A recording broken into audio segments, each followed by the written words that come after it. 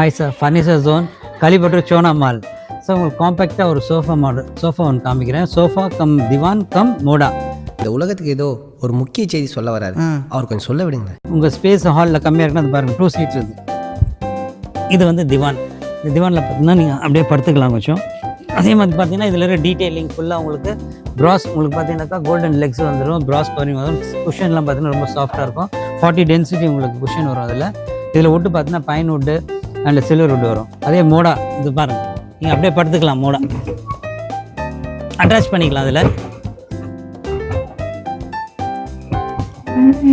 இது அப்படியே ஒரு பெட் மாதிரி ஆகிடும்.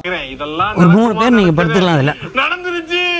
ஸோ ரொம்ப காம்பேக்டாக நல்லாயிருக்கும் உங்களுக்கு இந்த மாடல் பாருங்கள்.